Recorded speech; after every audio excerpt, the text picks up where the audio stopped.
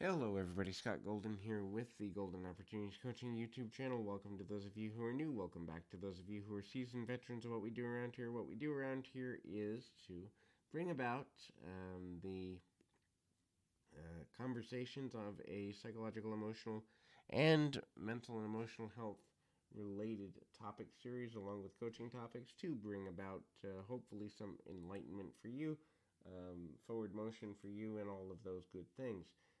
If you are looking for a coach to help you get to the next level of success, whatever your next level is, I think it's different for every person, would love to be of assistance to you in that way.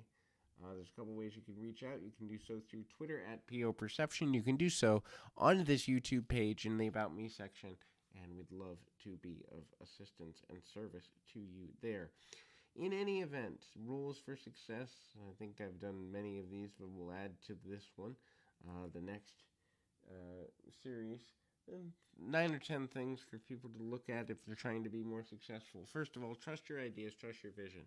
Know that whatever is placed in your heart, you have the ability to make come to fruition. Now, making it come to fruition may not happen overnight. It may not happen as quickly as you want. It may require that you have other people, other skills, a team of people, going back to school or getting a further education, finding a way to see things differently, learning new abilities, managing your time better, prioritizing one thing over another. It requires a lot from you, but if you have an idea, a concept, or something that's meaningful to you, don't give up on it, because giving up will lead you to give in. Giving in will cause you to kind of not completely extinguish, but to reduce the extinguishing or lead to the extinguishing of your soul, and ultimately that is, going to lead you in a direction you don't generally want to go. The next thing is appreciate the little things. Matter of fact, I even say to people one step further would be give yourself permission to search for little things to appreciate. Is that cup of coffee tasting really good? Value that for 30 seconds to a minute. Is the sunset really pretty? Sit and watch it for 5 minutes. The world's not going to end if you run 3 minutes late. Um, did someone give you a genuine compliment? Think of all the things about them that you enjoy and like.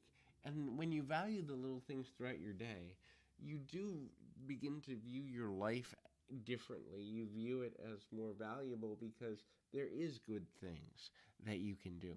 The next is only compete. Here's the key: only compete with yourself. Compete with the version of what is your best, not anyone else's, because anyone else's best doesn't matter in comparison to your own. When you're living your best, you are going to expand by default. When you're living your best, you're going to grow. When you're living your best, you're going to learn new things, do new things, become a better person each day, each week, each month, each year. But when you're competing with someone else, you're so busy watching what they're doing that you lose momentum and you lose focus on getting to your own goals, aspirations, and dreams. The next is press through the uncomfortable times. Remember that you're going to have negative emotions. Remember that you're going to have setbacks financially, emotionally, mentally, with people in your life. People will disappoint you. Circumstances won't align with the way you want to. Press through to the goal. Now, modify your behavior if it's necessary, and often it is, and we know deep down, we intuitively know when it's necessary to change what we're doing or change who we're around or whatever. But at the same time, keep the goal in mind. Sometimes it takes 5 years to get to a goal. Sometimes it takes 10 years to get to a goal. Sometimes it takes 20. But if you truly are passionate about the goal, make sure that you maintain the skills and abilities and focus to make the goal into a reality. The next thing is have long-term goals. Have where you want to be in 10 years, 20 years. Have where you want to be for retirement. Have where you want to be when your spouse or best friend retires. Have where you want to be after you pay off this house, after you pay off this car. Always have things you're searching for. The desire to achieve small goals is important to create momentum. Larger goals is important in order to stay in alignment with growth and commitment and uh, personal satisfaction. The next is be willing to be uncomfortable. Now, this means pushing yourself beyond what you think your limits are, but also taking time to appreciate the times when you are more comfortable than you thought.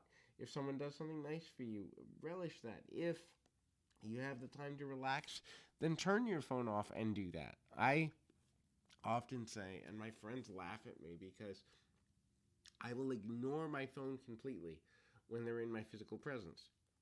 Now, I might put you on hold to take a phone call if you're not in front of me, but when a person that matters to me is in front of me, they are the most important person in my world in that given moment. Because who knows if it's the last time I'll see them. And who knows if they're not going through something where being a priority to one person in the world couldn't make an entire difference to their psychology and how they see themselves, how they see the rest of the world, how they see whatever challenges they're going through. So, making a person a priority is super important.